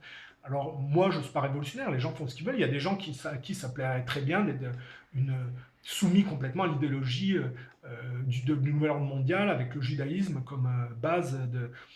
Mais bon, moi, ce ne sont pas mes valeurs, mais les gens font ce qu'ils veulent. Moi, je ne peux pas empêcher. Si la majorité des gens sont d'accord avec ça, c'est leur problème. Mais il faut savoir que le coup d'État de 63 aux États-Unis par l'Amérique raciste, en fait, a engendré mai 68 et a dédié les générations suivantes à préparer le marché transatlantique. Ils ont formé François Hollande et Sarkozy à ça. Et ça explique tout le bordel qu'il y a et pourquoi les gens sont malheureux et ne comprennent pas en France ce qui se passe et pourquoi l'économie française est dégradée, pourquoi les Français sont pas fiers. Enfin, les Français en général sont gentils, ils sont juste naïfs, se font manipuler et des fois c'est vrai qu'ils sont complices de leur propre destruction et puis bon, c'est vrai que il y a beaucoup de gens qui sont complices de ça, mais bon, après, les gens, ils ont leur niveau, ils font ce qu'ils veulent. Si les gens sont tout à fait contents du monde marchand vers lequel on va, ou le monde artificiel, parce que la complaisance dans la technologie est en train d'aspirer les gens, à tel point que la complaisance en l'échange de toujours rester soumis au système, dans la science, c'est-à-dire le culte de l'objet de compensation, est en train d'aliéner les gens au point d'artificialiser les gens. Donc ça peut produire des choses dramatiques et affreuses. Hein. Jusqu'où on va aller avant de réagir. Moi, je pense qu'à partir du moment où on touche l'intégrité physique des gens, peut-être qu'il va y avoir une réaction. Maintenant, c'est même pas sûr, parce que avec les inversions qui consistent à dire l'homme augmenté en parlant des hommes, des humains qui acceptent le processus d'un plan, ça commence comme ça, c'est une inversion, c'est les hommes diminués dans le matérialisme scientifique, l'aliénation technologique. Une implant party. Que se cache-t-il derrière cette dénomination qui fleure les États-Unis d'Amérique? Implant party, mais il s'agit tout simplement d'une truc organisé par des biohackers suédois qui consiste à se faire implanter volontairement dans la main une puce RFID. Paraît-il que c'est formidable, c'est le dernier cri, ça permet ensuite de passer les portiques en payant, en étant débité de son compte, etc. Alors, ce qui est important, c'est que je rappelle que le puçage des êtres humains, pour nous, est l'abomination par excellence, parce que c'est vraiment ouvrir le monde à quelque chose d'absolument épouvantable, et donc il faut absolument que tout le monde se mobilise pour dire non à cette horreur. Parce que c'est en ce moment, c'est à notre génération que les choses se passent. Hein. Si nous acceptons collectivement qu'on commence à se livrer au puçage des êtres humains, je dirais l'humanité est cuite. Nous risquons d'entrer dans un enfer à côté duquel 1984 de George Orwell apparaîtra comme une espèce de paradis. Donc il est de la plus grande urgence, et je rappelle que je l'ai mentionné dès mon programme présidentiel que j'ai présenté le 3 décembre 2011, l'UPR exige l'interdiction planétaire du puçage des êtres humains, exige la saisine de l'Organisation des Nations Unies pour rendre le puçage des êtres humains quelque chose qui doit être assimilable à un crime contre l'humanité. La deuxième chose que je dis, c'est que malheureusement, ce n'est pas la tournure que les événements prennent. Déjà, ça se pratique aux États-Unis, mais ça se pratique même sur le territoire de la République française. Et je voudrais attirer l'attention des gens qui m'écoutent sur le caractère extraordinairement pernicieux de la façon dont cette affaire est en train d'arriver. Si un dictateur disait « j'ai décidé de pucer toute la population », bien entendu, ça susciterait une levée de boucliers. Les dictateurs de notre époque sont infiniment sournois. Maintenant, on n'impose pas, on suscite le désir pour se faire implanter des puces RFID. C'est horrible. C'est horrible quand on y réfléchit. Et comment ils font ? Eh bien, on voit qu'il s'agit d'une partie, un truc sympa entre jeunes. On crée une mode autour de ça. Et d'ailleurs, on s'inspire de 20 ans, des 15 ou 20 dernières années. On commence d'ailleurs peut-être, telle la chouette de Minerve qui prend son vol à la tombée de la nuit, on commence peut-être à réaliser qui et d'où vient le lancement de la mode du piercing, qui a été lancé depuis à peu près une vingtaine, une trentaine d'années. Parce qu'il s'agit en réalité des mêmes opérations, le piercing, les tatouages, etc. Les gens, on fait croire aux jeunes que c'est vachement bien de se faire mettre des piercings. Et puis d'un seul coup maintenant, c'est les mêmes qui nous expliquent, oui, c'est dans les mêmes conditions de prophylaxie que les piercings, que d'ailleurs on peut faire, eh bien qu'on va vous implanter des puces RFID. On a des jeunes qui disent c'est génial, maintenant je ne vais plus avoir besoin de payer quand je sortirai d'un magasin. Eh bien je serai débité directement de mon compte en banque grâce à ça. Voilà. Encore une fois, alors je ne suis pas là pour condamner le piercing, je m'en fiche pas mal. Je dis simplement qu'il faut faire attention à ces modes qui sont lancés et qui parfois voient à 2 ou 3 coups plus tard. En tout cas, j'insiste encore une fois, il est de la plus grande urgence de se rebeller contre cette affaire et de refuser mordicus tout ce qui, de près ou de loin, s'apparente à un puçage électronique. Je ne suis pas, moi, contre la science à partir du moment où elle est utilisée par des gens sages. Ce n'est pas du tout le cas. Là, on va vers des choses totalement, si on ne réagit pas, vers des choses totalement aliénantes. Mais je ne crois pas qu'on va se diriger par là parce que je pense que les gens sont assez intelligents maintenant pour, peut-être pour réagir. Je ne pense pas qu'on va tomber aussi bas que ça. Et donc, je disais, oui, De Gaulle a été dégagé parce qu'il était contre le nucléaire israélien et qu'il était contre les projets mondialistes. Et donc, ça donne le bout du bout, je vous ai dit, avec le fait qu'on inaugure un marché au nom de la reine d'Angleterre au cœur de Paris sous les cris de Vive la reine. Enfin, chose impensable sous l'époque de Louis XV ou même d'avant. Hein. Je ne dis pas que la monarchie c'est bien, parce que moi je suis contre, mais je suis pas pour que. J'étais pas moi pour qu'on s'émancipe de la monarchie d'une manière lâche et violente. Il faut s'émanciper de la monarchie. Il fallait s'émanciper de la monarchie par la droiture, en actant que c'était un modèle de rapport au père et aux mères vétuste, et qu'il fallait s'en émanciper par la sagesse. Or, la Révolution française, c'est pas ça, c'est le meurtre du père, et donc la condamnation à l'enfermement dans la gestion morbide de patrimoine. Et finalement, ça donne ce qu'on voit aujourd'hui, et puis le culte de la science. Et la globalisation, finalement. Et donc, alors, je reviens, ils assassinent Kennedy, et ça ne leur suffit pas parce que dans les années 60, il y a quand même un mouvement qui est en marche. Il y a l'émancipation des Noirs. Et donc, comment ils vont couper cette tentative d'émancipation ? D'abord, ils vont assassiner tous les leaders d'émancipation des Noirs, Martin Luther King, le frère de Kennedy, ils vont tous les assassiner. Malcolm X, dans un genre plus violent que j'aime moins. Ils vont assassiner tous ces gens et ils vont mettre Woodstock en place pour pervertir la jeunesse. Et ça va donner le rap. Et c'est toujours la même drogue, sexe, gangstérisme, culte du gangstérisme finalement. Et ça va pervertir les jeunes. Et ça ne s'arrête pas là parce que malheureusement, qu'est-ce qui représente ces années 60 ? Cette tentative d'émancipation aux États-Unis. C'est le World Trade Center parce qu'il a été conçu entre 1958 et 1973, pile à l'époque de Kennedy, de la tentative d'émancipation des Noirs. Donc quand il est construit, le World Trade Center, il y a 2 tours. On peut dire qu'il y a une tour Kennedy et Martin Luther King, c'est-à-dire émancipation des Noirs, fin de la guerre, on tend les mains aux Russes, et puis la main aux Russes, et puis on s'allie avec eux plutôt que d'être leurs ennemis. Et puis il y a la tour qui est Rockefeller, c'est-à-dire la guerre au Vietnam et la déportation belliqueuse. En 1973, à l'inauguration des tours, non seulement tous les leaders d'émancipation étaient assassinés, mais en plus les Américains viennent de se prendre une panée au Vietnam. C'est-à-dire qu'en fait, le World Trade Center, toute sa symbolique, elle ne rime plus à rien à ce moment-là, puisque le coup d'État fait que toute cette dynamique-là a été dynamitée. Et donc, le World Trade Center, c'est un symbole qu'ils ne peuvent pas accepter, les racistes sionistes, et donc ils vont travailler, toujours par la branche de Bush, à le détruire. En 93 déjà. Le 26 février 93, une bombe explosa dans les parkings souterrains de la tour nord du World Trade Center à New York. Elle fit 6 morts et des dizaines de blessés. L'explosion éventra plusieurs niveaux dans les souterrains de la tour, mais ne mit pas en péril l'intégrité structurelle de l'édifice. Le FBI remonta très rapidement aux coupables, un groupe d'islamistes mené par un certain Ramzi Youssef. Plusieurs d'entre eux furent condamnés par la suite à la prison à vie. Depuis ce jour, le sentiment de sécurité des Américains, qui s'étaient toujours sentis à l'abri sur leur territoire, fut mis à mal pour toujours.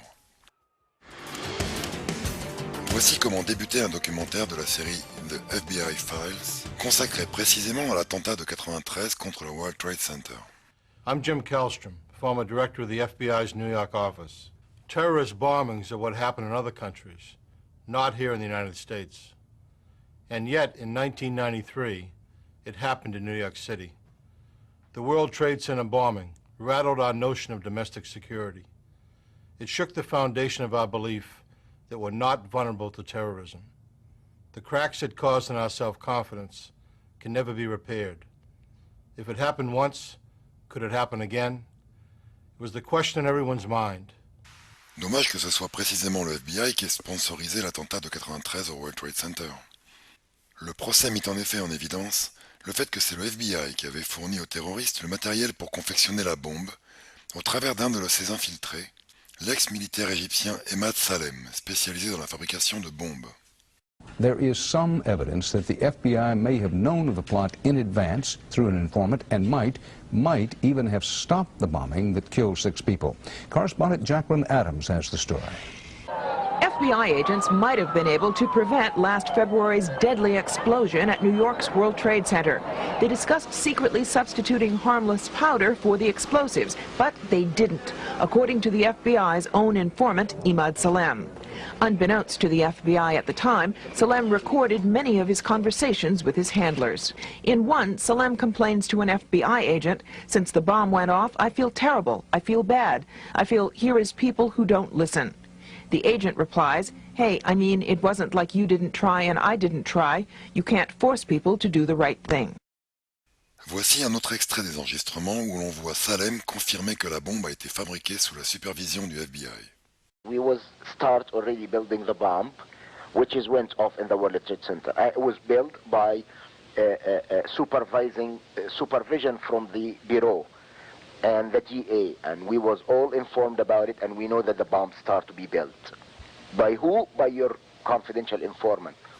Ted Gunderson est un ex-agent du FBI qui, après avoir quitté ses fonctions, a dénoncé l'implication de sa propre agence et de manière plus générale du gouvernement américain dans tous les principaux attentats survenus aux États-Unis au cours de ces 20 dernières années. Oklahoma City, the first World Trade Center bombing, second World Trade Center bombing, were all orchestrated, and our government knew about it. And in some cases, like the first World Trade Center, they furnished the explosives and the training for these guys. Et revoici ce même Gunderson qui commente l'implication du FBI dans le premier attentat du World Trade Center, celui de 93. As a result of testimony in the trial and the informant, the FBI informant in the trial, a fellow named Salam, a 43-year-old former Egyptian army officer. Emad Salam. Right, he was the informant for the FBI. And he recorded his conversations secretly with this. So when it came time for trial, he said, "Hey, wait a minute, here's what really happened." Now, he told the FBI in advance that they were going to bomb it. He was assigned, given the assignment to put the bomb together. And he went to his supervisor, his FBI supervisor, and said, "We're going to put a dummy bomb in here, right?" And the FBI supervisor said, "No, we're going to put a real bomb." Le juge Andrew Napolitano a réalisé pendant plusieurs années les analyses politiques pour la chaîne Fox News. Dans cette émission, où il parle de 17 affaires d'attentats apparemment déjouées par le FBI, il explique que ce même FBI infiltre et parvient à convaincre les différents groupes d'aspirants terroristes à préparer ces attentats, exactement comme ils l'ont fait dans le cas du World Trade Center.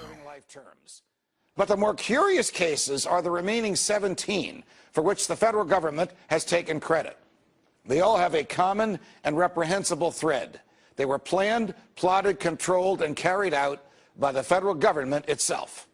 In all of these 17 cases, from the Fort Dix 6 to the Lackawanna 7 to the Portland parade bomber, the feds found young men of Muslim backgrounds, loners who were bitter at America. They befriended them, cajoled them, and persuaded them that they could change the world by killing Americans. In all these cases, agents worked undercover and portrayed themselves to the targets as Arabs of like un-American mind. In some cases, the federal agents used third parties to act as middlemen. The third parties were typically persons who had been convicted of crimes and who, in return for leniency at their own sentencings, were willing to work with the same feds who prosecuted them in order to help the feds entrap whomever else those feds were pursuing. Voilà, selon Ted Gunderson, le motif pour lequel le FBI se serait impliqué de manière directe dans tous les principaux attentats de ces dernières années sur le sol américain.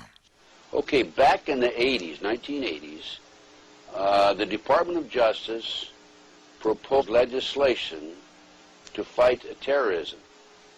And this legislation took away many of our constitutional rights and civil liberties.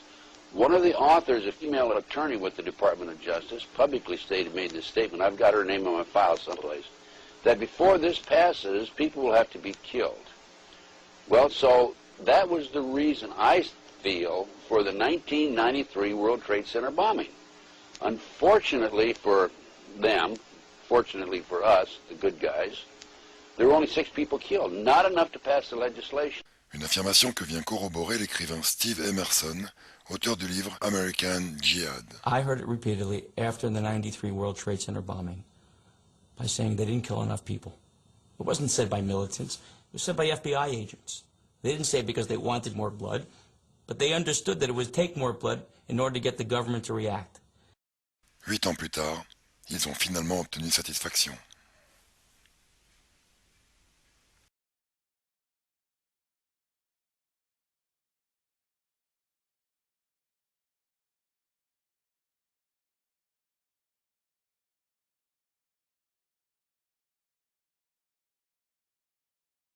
Avec un attentat où ils vont accuser l'Irak déjà à tort, c'est-à-dire toujours la déportation, et puis une fois que le Bush, le fils, arrive, ils vont détruire, accuser l'Irak et continuer à détruire les pays arabes réfractaires autour de antagonistes aux intérêts d'Israël.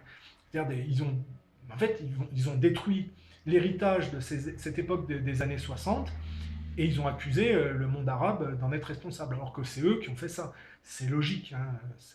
Quand on comprend le processus, on comprend quand on arrive à voir les courants, on comprend ce que symbolisent les choses et pourquoi ils ont travaillé à la détruire.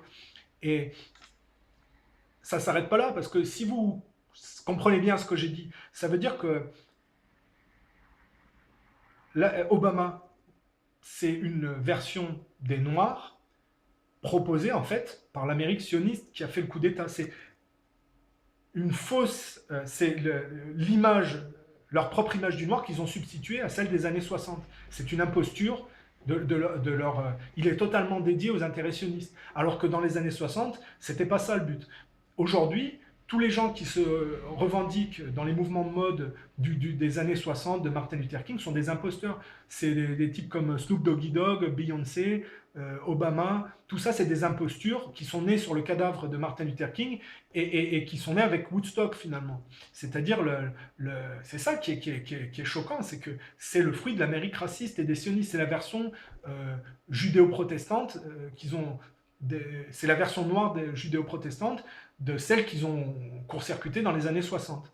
Parce que, bon, Beyoncé, elle est habillée comme une prostituée du Bronx. Je ne crois pas que Martin Luther King se soit battu pour que les Noirs aient cette apparence-là.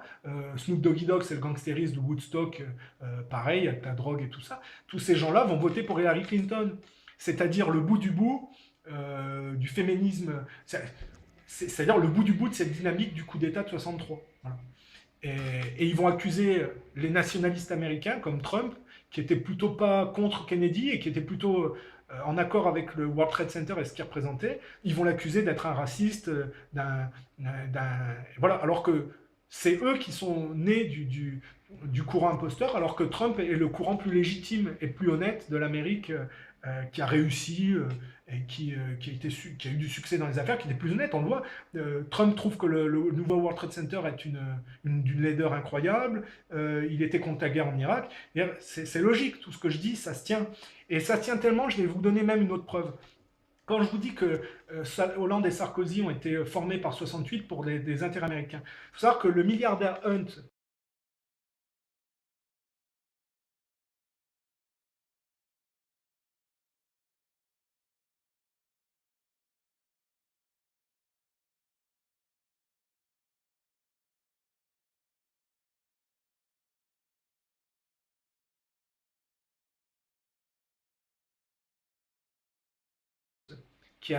qui s'est vanté d'avoir fait une maquette chez lui pour permettre du Dealey Plaza, c'est la place où a été assassiné Kennedy, pour permettre aux tueurs de s'entraîner. Parce qu'il est derrière le coup d'État, le milliardaire Hunt. Ce mec-là avait les champs pétrolifères libyens. Quand Kadhafi est arrivé, il a dégagé les Américains, il a nationalisé les champs de pétrole. Qu'est-ce qu'a fait Sarkozy quand il est arrivé? Il a utilisé l'argent des Français pour détruire la Libye et remettre dans les mains de djihadistes obscuristes les champs de pétrole qui appartenaient à Hunt, le type qui a assassiné Kennedy. Voilà, tout se tient. C'est d'une logique, ce que je dis, c'est logique, ça se tient. C'est pour ça que ça ne peut pas être faux, ça ne peut pas être n'importe quoi. C'est parce que tout est cohérent. Et ces djihadistes, évidemment, donnent le pétrole en sous-main à la France, à tous les pays qui sont complètement atlantocionistes aujourd'hui. Donc tout se tient. Voilà. Alors je vous ai fait une parenthèse pour dire qu'on est obligé de passer par l'assassinat de Kennedy pour comprendre la France d'aujourd'hui. Les réseaux stay behind réaffiliés à la destruction des pays arabes socialistes, laïcs, résiduels ou proches de l'islam, comme l'Iran. Et il faut savoir que c'est facile à lire maintenant si vous avez tout le suivi. La prochaine cible, c'est Cuba, puisque c'est un régime communiste résiduel qui vient de tomber, on va le dire, parce qu'une fois Fidel Castro fini, ils vont refoutre leurs casinos et les bordels et puis le trafic de drogue au final. Peut-être pas tout de suite, mais au fur et à mesure, c'est ça que ça va devenir. Et puis la Syrie, ils lâcheront pas, et puis l'Iran, à une demi-heure. Voilà. Sauf s'il y a, avec le mouvement de Poutine et de Trump, qui arrive à prendre, et on arrive à dégager une mouvance totalement artificielle pour mettre un monde, pour établir une nouvelle base plus saine. C'est-à-dire que peut-être qu'on est tombé aussi bas qu'on le pouvait, et avant de tomber dans l'humain artificiel, il va y avoir peut-être une réaction, une réappropriation du mouvement par quelque chose d'un peu plus digne, ou peut-être pas. Tout l'enjeu est là. Mais c'est facile de voir quelles sont les prochaines cibles et où vont être l'antagonisme. Vous avez les pays satellites résiduels de la Russie, comme l'Ukraine. Tous ces pays-là vont être l'objet d'une réappropriation par le mouvement atlantocioniste. Et puis les pays arabes socialistes laïcs résiduels ou proches, voilà. Et Cuba, tout ça. L'Amérique du Sud, c'est la même chose. Tous les pays qui sont affiliés historiquement à l'URSS et à la Russie vont être ciblés jusqu'à voilà.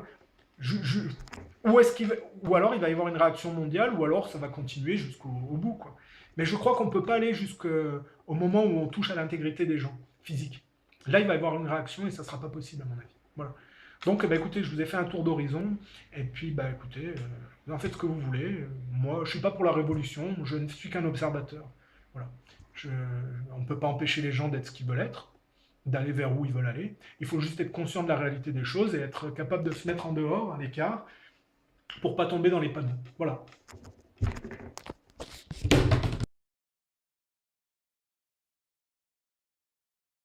Moi, je vais vous dire quelque chose. J'étais il y a 2 ans à peu près, avant que les hostilités commencent en Syrie. Je me trouvais en Angleterre par hasard pour d'autres choses, pas du tout de la Syrie. J'ai rencontré des responsables anglais. Et quelques-uns qui sont mes amis m'ont avoué, en me sollicitant, qu'il se préparait quelque chose en Syrie. C'était en Angleterre et pas en Amérique. L'Angleterre préparait l'invasion des rebelles en Syrie. Et on m'a même demandé à moi, sous le prétexte que j'étais ancien ministre des Affaires étrangères, si je participerais comme ça. J'ai évidemment dit le contraire. J'ai dit, écoutez, moi, je suis français, ça ne m'intéresse pas. Mais c'est pour dire que cette opération vient de très loin. Elle a été préparée, conçue, organisée. Dans quel but, hein? Excusez-moi, dans quel but? L'idée de renverser Bachar, c'était quoi le but? La finalité? Mais dans le but très simple. Mais le but très simple, de destituer le gouvernement syrien, parce que dans la région, il est important de savoir que ce régime syrien à des propos anti-israéliens. Et que par conséquent, tout ce qui bouge dans la région autour, moi j'ai la confidence du Premier ministre israélien qui remonte très longtemps, qui m'avait dit on essaiera de s'entendre avec le Premier ministre, avec les États autour. Et ceux qui ne s'entendront pas, on les abattra. À la fin du mois dernier, la revue Janes a publié un article d'enquête sur une livraison d'armes des États-Unis en Syrie. Alors Janes, c'est un hebdomadaire qui fait autorité en matière d'armement dans l'ensemble du monde. D'après cet article, le US Military Sealift Command, c'est-à-dire la branche de l'US Navy chargée des transports, de la logistique, avait lancé un appel d'offres sur un site tout à fait officiel des États-Unis pour transporter des armes depuis la Roumanie jusqu'en Turquie et en Jordanie. En étudiant cet appel d'offres, on se rend compte que d'abord ces armes, si elles transitent par bateau depuis la Roumanie, proviennent de Bulgarie. En effet, la société qui les fabrique, c'est une société bulgare. Et donc là, on trouve confirmation de ce que nous avions dit à cette antenne il y a plusieurs mois sur le rôle de la Bulgarie dans l'approvisionnement en armes des djihadistes, et non seulement en armes, mais aussi en drogue de synthèse. Toujours en étudiant cet appel d'offres, on découvre que la livraison, qui représentait 117 containers, c'est-à-dire plus de 2000 tonnes d'armes, comprenait à la fois des kalachnikovs, des mitrailleuses, beaucoup d'explosifs, et surtout 50 lance-missiles Factoria, avec environ 800 tubes, 800 missiles pour utiliser ces lance-missiles. Alors ce sont des lance-missiles anti-tank, et la revue Janes nous précise que si les États-Unis ont choisi des missiles Factoria, c'est parce qu'ils ressemblent aux anciens missiles Fago. En fait, c'est une amélioration des missiles Fago dont l'armée arabe syrienne se trouve équipée. Et de cette manière, on pourra attribuer à l'armée arabe syrienne des crimes qui seront commis avec les Factoria par les djihadistes. L'appel d'offres a été remporté par la société Transatlantic Lines qui a affrété un cargo, le Jaysir, qui est parti la première fois le 5 décembre 2015 de Roumanie, est allé d'abord verser la moitié de sa cargaison en Turquie. Cette cargaison a elle-même été transférée par le MIT turc, c'est-à-dire les services secrets turcs, directement aux djihadistes. Et l'autre moitié de la cargaison a été livrée en Jordanie, où là, ça n'est pas l'armée jordanienne, mais directement les forces US qui ont transmis ces armes aux djihadistes. Alors, déjà, une première remarque. Si l'on en croit d'autres articles parus dans la presse favorable aux États-Unis et opposés à la République arabe syrienne, de manière systématique, les groupes dits modérés, lorsqu'ils reçoivent des armes des États-Unis, en donnent au minimum la moitié, et ceci de manière systématique, soit à Al-Qaïda, soit à Daesh. Là, on est dans un système où, officiellement, les États-Unis luttent contre Al-Qaïda et Daesh, mais en réalité, ce sont les États-Unis qui leur apportent des armes. Et on avait déjà vu ça, si vous vous souvenez, en 2014, lorsque une réunion s'était tenue à Amman, en Jordanie, et au cours de laquelle les services des États-Unis avaient organisé le transfert des armes qu'ils venaient de livrer à l'armée irakienne à Daesh. Donc, on nous dit que tout ça, c'est de l'histoire ancienne, peut-être, mais cela vient de se reproduire, donc début décembre, en Syrie. Et là où les choses sont très étonnantes, c'est qu'une deuxième cargaison est partie de Roumanie le 28 mars. Alors ça, c'est tout à fait incompréhensible, puisque cela faisait déjà 5 semaines que le cessez-le-feu avait été signé ici en Syrie. Donc les États-Unis nous disent que c'est l'armée arabe syrienne qui viole le cessez-le-feu, mais en réalité, eux utilisent le cessez-le-feu pour approvisionner en armes Al-Qaïda, Daesh et les groupes dits modérés, de manière à pouvoir relancer la guerre lorsqu'ils annonceront eux-mêmes la fin de ce cessez-le-feu. Et avec 2000 tonnes d'armes, on peut certainement relancer pendant plusieurs mois cette guerre. Donc, que faut-il comprendre des déclarations de John Kerry annonçant que le cessez-le-feu est devenu de plus en plus improbable? On doit se souvenir qu'en 2012, fin 2011, début 2012, alors que la guerre n'était pas vraiment démarrée ici, la période de cessez-le-feu de facto au cours de laquelle la mission d'observation de la Ligue arabe puis celle des Nations unies s'était rendue en Syrie avait identiquement été utilisée par le Qatar cette fois pour approvisionner en armes les djihadistes qui allaient lancer la grande guerre contre la Syrie. Donc, ne soyons pas naïfs, les États-Unis n'ont toujours pas abandonné leur guerre contre la Syrie.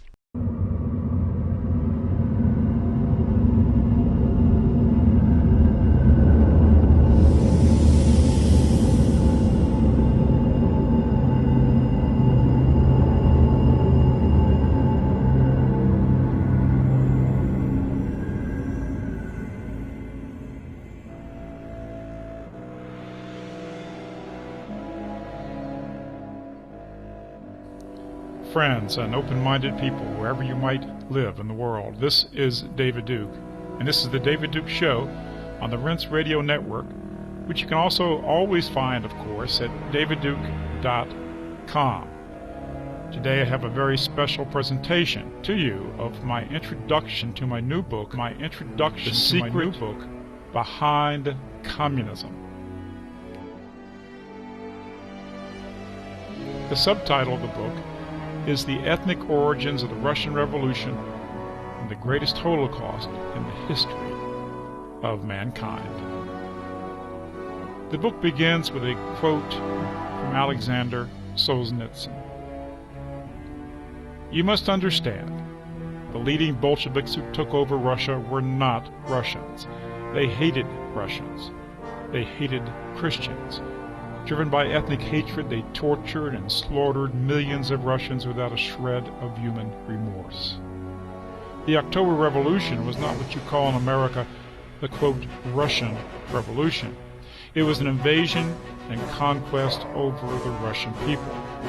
More of my countrymen suffered horrific crimes at their blood-stained hands than any people or nation ever suffered in the entirety of human history. It cannot be overstated. Bolshevism committed the greatest human slaughter of all time. The fact that most of the world is ignorant and uncaring about this enormous crime is proof that the global media is in the hands of the perpetrators. That's from Nobel Prize winner Alexander Solzhenitsyn. These were startling words, spoken to me by the famous Russian writer and philosopher Alexander Solzhenitsyn when I had the privilege of meeting him in Moscow in 2002. His words made me fully realize the fact that most of the people of the world know little about the tribalist entity which created and drove the communist juggernaut that took over Russia. They know frighteningly little about the greatest slaughters in history, the genocide of tens of millions of people that was spawned by deep ethnic hatred. For many people, even some of those who have studied the Russian Revolution in history courses in universities around the world, this is the secret behind communism. This secret, even though it's plain to see if one just looks closely, is rarely spoken about in either the mainstream press or in mainstream academia.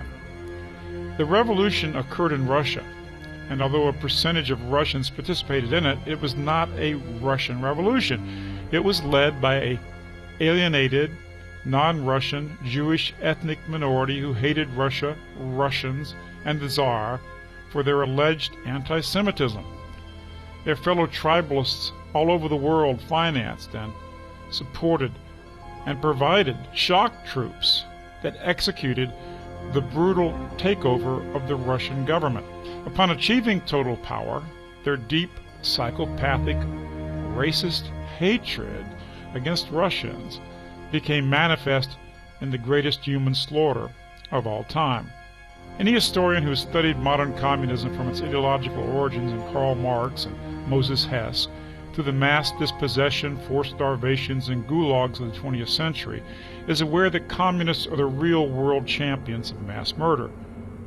There is no historical dispute about the fact that communist regimes killed many more times the number of innocents than any other regime in history, including Hitler's Germany.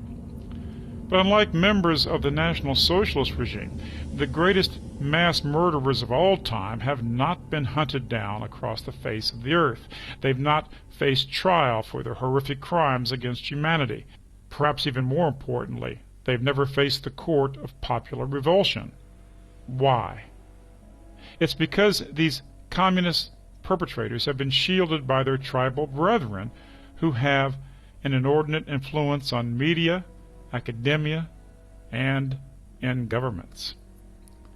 The deaths in just one of the many communist killing fields totaled 5 to 8 million men, women, and children of the Ukraine who were starved, killed, imprisoned, and worked to death in what is today called the Holodomor. It totals a death number equal or even greater than the numbers in what today is called the Holocaust.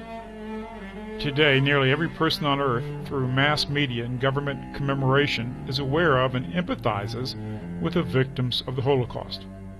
But 99% of humanity are completely unaware of the Ukrainian Holodomor. The world has been inundated with both fictional and non-fictional dramas about the suffering of Jews and Jewish children, such as Anne Frank in the war. However, the great masses have not been led to shed tears for the little girls of Ukrainian and Russian heritage who suffered and died. They are unknown, unremembered, and unmourned in the media of today. People are unconscious and cut off from empathy for the millions murdered by the Bolsheviks in Russia, even if they have a vague knowledge of the millions suffering under communism. Very few people have an emotional attachment to the victims of the communists because Hollywood and the media have done nothing to instill any concern for them. That's in stark contrast to their unending dirge of the Jewish Holocaust. In the Hollywood media of movies and television and broadcasting and major publishing, every adult has absorbed thousands of hours of what is called the Holocaust. It is the trademarked jealous God which demands no other gods before it. I want to point out that I show a number of pictures of the Holodomor and other victims of Soviet communism, pictures that you're not so familiar with, that they don't show you constantly on television and in the newspapers. I show a picture of an emaciated, beautiful little girl who was starved to death in the intentional ethnic genocide of the Ukrainian people. You don't know her name. You don't know her story. The same Hollywood that brings you the Holocaust almost every day of your life shows you nothing about the largest genocide in the history of mankind. Why? When I met Alexander Solzhenitsyn, he just published his last work called 200 Years Together. It was about the Jewish experience in Russia and contained 3 chapters devoted to discussing the Jewish role in the revolutionary genocide and secret police purges of Soviet Russia after the Bolshevik Revolution of October 1917. I waited for 10 years in vain for the book to be published in English. It remains unpublished in English to this day. Of course, the secret behind communism must remain a secret to most of the public. Solzhenitsyn knew that he would be condemned for daring to point out the secret, but he went ahead nonetheless, telling me that it was his duty to tell the truth so that the world would know. He paid the price. Although the book was a runaway bestseller in Russia, this last important book by the Nobel Prize-winning author has never been published in English, so the largest audience in the world has been denied the truth. The controlled media had to mute this great man's voice. However, this book, The Secret Behind Communism, will somewhat remedy that suppression, for it contains many important and relevant quotations from 200 years together. Many of the revealing quotes that were the reason that the book has not been published fully in English. It wasn't the first time that Solzhenitsyn had raised the subject of the Jewish ethnic driving force behind communism and its slaughters in his famous The Gulag Archipelago books 1, 2, and 3. He described his imprisonment by the Soviets, and he pointed out that almost all the commanders of the Gulag camps were Jews, by famously including pictures, which I show in my book, of 6 Jewish Chekist Gulag bosses of the 1930s. In 200 Years Together, Solzhenitsyn wrote that he had taken their pictures from an official Soviet-era publication which boasted about the gulags. Despite Solzhenitsyn's efforts and those of many others, including Frank Britton, and some of his excellent work and research is included in this volume, the truth about the Jewish supremacist role in the creation, execution, and maintenance of world communism, and the Russian Revolution in particular, remains little known. The reason for this is simple. The Jewish supremacist tribalists who influence major media throughout the West make sure that almost nothing is said about the fact that Jews, along with organized Jewish support worldwide, not only created communism, but were the leaders who brought it into such grim reality. They were indeed the nexus of the greatest slaughter and mass human suffering in history. This is the core of the secret behind communism, exposed and overwhelmingly documented in this book. Next section is the paramount Jewish role in communism, no secret in Israeli media.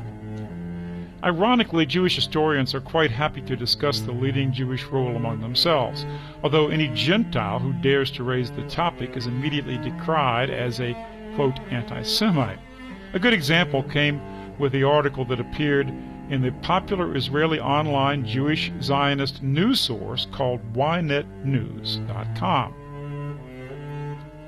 In December 2006, it shared an article with its Jewish readers called Stalin's Jews, which tells facts about the Jewish role in the mass murder in Russia that would certainly be criticized as anti-Semitic if any Gentile historian or publication had told these facts. The article, written by well-known Jewish writer Sever Plocher, is subtitled, quote, "We mustn't forget that some of the greatest murderers of modern times were Jewish."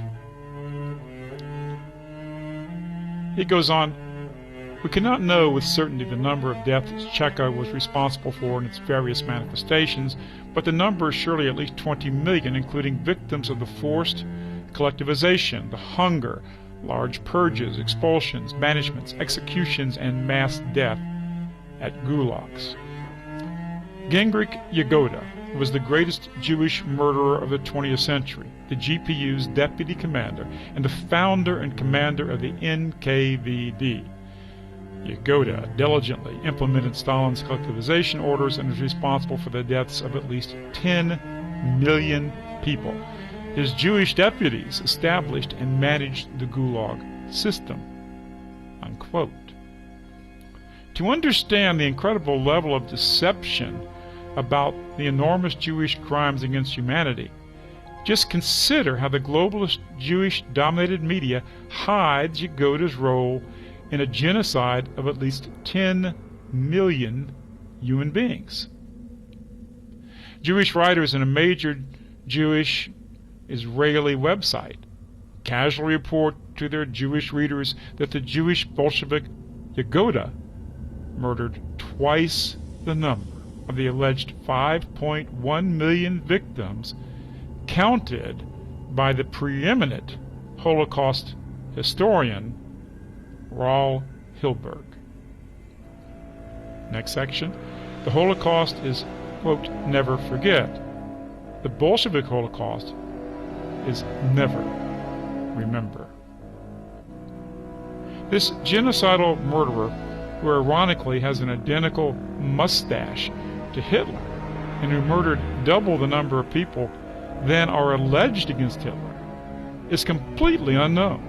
Not one person in 1,000 would be able to identify Yagota's very distinctive name, much less associate it with mass murder. Why does the media tell us that we should never forget the Jewish Holocaust? But in regard to the much bigger Bolshevik Holocaust, the message is never remember. This illustrates the secret behind communism in a more profound way than this author could ever express. Ethnic hatred expressed in both communism and Zionism. This book exposes the little-known fact that Zionism and communism have the same ethnic and very similar ideological roots. Karl Marx was descended from a long line of Talmudic scholars, and he learned much of his communist theory from Moses Hess. Hess himself later morphed into a rabid Jewish racial supremacist and Zionist, while at the same time continuing to embrace the principles of communism. Tragically, the ethnic cleansings and murderous ways of the Jewish tribalists in Russia are being repeated in the Zionist ethnic cleansing of Palestine. Similar ethnic racism was at work in Palestine as it was in Russia and in other European nations. It can be seen in the ethnic genocide against the Ukrainians. The Jewish Bolsheviks purposely murdered them to reduce their numbers and then flooded their country with non-Ukrainians to destroy their national and ethnic unity. More on this in the Holodomor chapter ahead. Raphael Lemkin, father of the word genocide, wrote this in his article, Soviet Genocide in Ukraine. Quote, the fourth step in the process, genocide, consisted in the fragmentation of the Ukrainian people at once by the addition to the Ukraine of foreign peoples. In this way, ethnic unity would be destroyed and nationalities mixed. Between 1920 and 1939, the population of Ukraine changed from 80% Ukrainian to only 63%. The Soviet archives in Moscow has this revealing statement from a Bolshevik leader in Ukraine showing the genocide there was to break their ethnic unity in opposition to Bolshevik rule.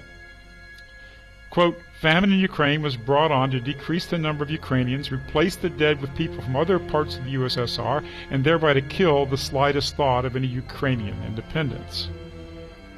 This volume reveals how Israel today honors one of the worst Bolshevik criminals of the Second World War, Ilya Ehrenberg, and shows how Zionism embraces the same ethnic hatreds as did their Bolshevik brethren. The next subtitle is The Israeli Holocaust Museum Honors Bolshevik Promoter of Genocide Who Hid Bolshevik Crimes from the World. Ehrenberg was a leading international propagandist for the Bolshevik state while it committed the worst mass murder in history. He was also the chief propagandist for the Red Army, who urged on the genocidal mass murder of Germans and other Eastern Europeans. The Canadian Jewish News states, quote, until his death in 1967, his support for the Soviet state and for Stalin never wavered. His loyalty and service were acknowledged in 1952 when he received the Stalin Prize. He is most infamous for his viciously anti-German wartime propaganda. The Canadian Jewish News states, quote, as the leading Soviet journalist during World War II, Ehrenberg's writings against the German invaders were circulated among millions of Soviet soldiers. In one booklet called Kill, Ehrenberg incites Soviet soldiers to treat Germans as subhumans.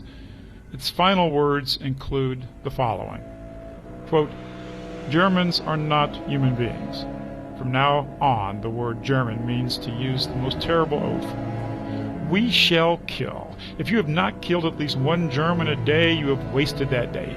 If you cannot kill your German with a bullet, kill him with your bayonet. If there is calm on your part of the front, or if you're waiting for the fighting, kill a German in the meantime. If you leave a German alive, the German will hang a Russian and rape a Russian woman. If you kill one German, kill another. There's nothing more amusing for us than a heap of German corpses. Do not count days. Do not count kilometers. Count only the number of Germans you kill. Kill the German. That is your grandmother's request. Kill the German. That is your child's prayer. Kill the German. That is your motherland's loud request. Kill. Unquote. Ehrenberg's incendiary writing certainly contributed in no small measure to the orgy of murder and rape by Soviet soldiers against German and other Eastern European civilians. I also show a headline from the Daily Mail from historians talking about the mass rape. The headline reads, "Red Army, millions of Eastern Europeans, women and girls raped." The Canadian Jewish News further writes, quote, "The recent disclosure that Ehrenberg arranged to transfer his private papers to Jerusalem's Yad Vashem library and archive, while still alive, comes as a stunning revelation. Ehrenberg agreed on condition that the transfer and his will remain secret for 20 years after his death." So we discover that a dedicated Bolshevik Soviet leader whose propaganda hid the Bolshevik Holocaust had secretly willed his private papers not to the Soviet Union, but to the Zionist state, where he is honored today at Yad Vashem. The honoring of a genocidal Bolshevik at Yad Vashem, the most important Jewish memorial to the Holocaust, speaks of an enormous hypocrisy that boggles the mind. Only in a deeply corrupted morality could the most important memorial in the world against genocide honor a man who supported genocide. More importantly, there is not a word of criticism in the press. It seems that one man's genocidal maniac is another man's hero. Zionist Israel today honors leaders who openly promote ethnic genocide in words just as horrific as Ehrenberg's. The former chief Sephardic rabbi of Israel, Rabbi Ovadia Yosef, calls for the extermination of the Palestinians. BBC quotes him in the following, quote, "It is forbidden to be merciful to them. You must send missiles to them and annihilate them. They are evil and damnable." He was quoted as saying in a sermon delivered on Monday to mark the Jewish festival of Passover, quote, "The Lord shall return the Arabs' deeds on their own heads, waste their seed and exterminate them, devastate them, and banish them from the world," he said. Rabbi Yosef is the spiritual head of the powerful Shas party, one of the Israeli prime minister's closest allies. He also has said that the, quote, "the only purpose of Gentiles on earth is to serve Jews." Now, could one even imagine the world outrage if any political leader in America or Europe was in political partnership with someone who preaches that Jews must be exterminated? This alone reveals Zionist power in government and media across the world. Why there is vast knowledge and emotional attachment to a Holocaust perpetrated against Jews, and so little attention on a larger Holocaust perpetrated by Jews, is clear. It's a result of Jewish influence in media and government. We must increase our knowledge and our passion for all victims of genocide. I begin with a short chapter from my book, Jewish Supremacism, for an introduction to the shocking historical data. After completing The Secret, I urge you to read Jewish Supremacism completely for a deeper understanding of Jewish ethnic racism and extremism. Then I explore a wealth of material that has gone down what George Orwell called the memory hole in his classic novel, 1984. I share with you some of Frank Britton's groundbreaking research on the topic, first published in 1952 and supplemented since that time, including my additions and updates. And then I delve into my own research into the topic and that of many other scholars. This book seeks to answer crucial questions. Why has there been such a close relationship between Jewish tribalism and communism all over the world? For at first glance, the two movements would seem to be incompatible. How does one explain rich capitalist Zionists supporting communist atheist movements? How and why did communist Jews who worship Trotsky morph into so-called neoconservatives? Zionists support a state based on ethnic supremacism. Israel promotes Jewish-only immigration, one of the strictest immigration policies on earth. Israel promotes segregated schools and housing between Jews and non-Jews. Israel does not even allow a marriage to be performed between a Jew and a Gentile. It allows its citizens to own and even carry machine guns on the street. However, those same Zionists who support Israel overwhelmingly support the opposite political agenda in every nation in which they dwell. They overwhelmingly support leftist and Marxist movements and ideologies in the Gentile nations in which they live. Still today, decades after losing control of communist Russia. Why? Zionist influence over American and EU policy directly led to the Zionist ethnic cleansing of Palestinians and the death and suffering of millions of innocents in Zionist, Jewish, tribalist-driven wars in the Middle East. What do these events and the communist genocides have in common? The racial hatred behind the genocides of the Jewish Bolsheviks must also be examined and fully understood. Can one understand the crimes of Zionism without seeing their relationship to the crimes of communism? The Bolshevik Holocaust is a horrific story that all people who love life and freedom must learn about if they're not to be doomed to repeat similar horrors. If the world had been aware of the Jewish tribalist forces behind communism and their role in the most massive violation of human rights in all of history, certainly the world could have averted their crimes in modern times. Preventing the wars that they've orchestrated in the Middle East would have saved millions of lives. Much of the Zionist techniques of terrorism, ethnic cleansing, torture, and murder in Palestine and across the region were learned long before in their Bolshevik revolt against civilization. Unmasking the ethnic tribalism and ethnic hatred behind the Bolshevik Holocaust may be critical to preventing a globalist tyranny and future genocides. You may ask, how so? It is because the same ethnic tribalism that was behind the Red Terror may have ultimately lost in Russia, but they have in many ways gained a degree of global supremacy today. So exposing them is crucial. They are the source of Zionism, and they still, for the most part, control the remnants of communism. They dominate the nexus of global media, government, and finance. Learning the historical truth about communism and its crimes against humanity is essential to make sure that history does not repeat itself. Indeed, to make sure that these perpetrators do not repeat their crimes upon we the living and upon our children.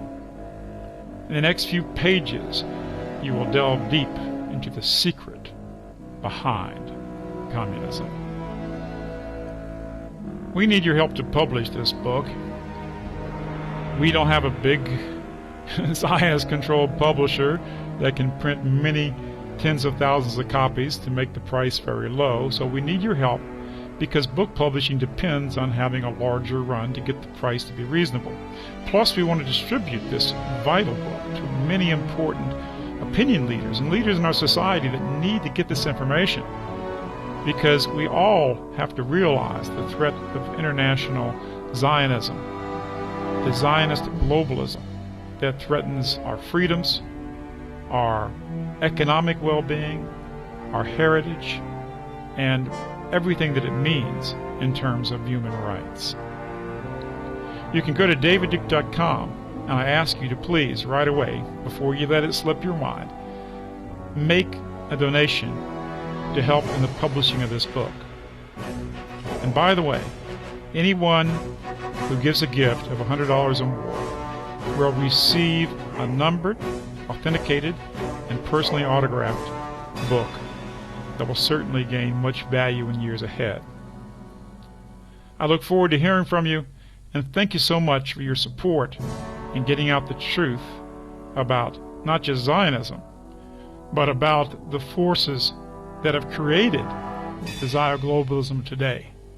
To understand that, you must understand the secret behind communism. Thanks for being with me.